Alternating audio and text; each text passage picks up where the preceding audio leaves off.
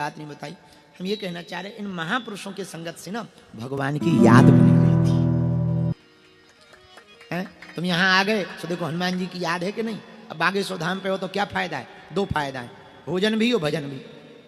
जीवन तो घर पे भी जी रहे, पर धाम पे एक नया फायदा ये है, दर्शन भी हो रहे और जो मिले साधु जी तो देखो लो सीताराम, इधर से भी सीताराम, शाम सुबह आरती हो रही, बागेश्वर धाम की जय हो।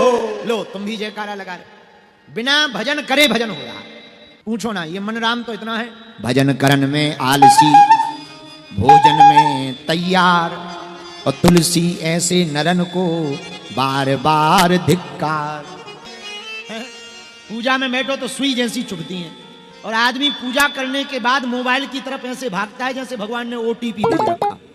गए तो वो पूजा कर रहे थे यार, स्तुति गा रहे थे, श्री रामचंद्र कृपालु भजमन हरण भव दारुणम, और इधर रील खिसका रहे थे।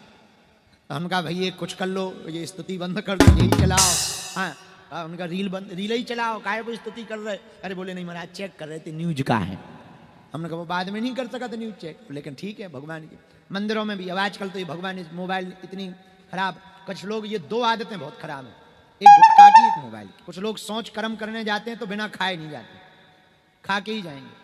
सुबह सुबह जब जाते हैं ना, एक हमारे पंडित जी हैं तो हम उनसे पूछते हैं कि तुम क्यों लेते हो? बोले गुरुजी जब तक खा के ना जाए तब तक पेट साफ नहीं होता। अगर गजब के वही अद्भुत है।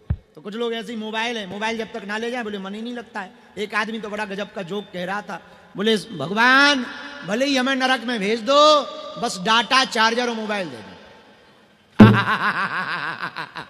बोले हम नरक में रहने को तैयार है।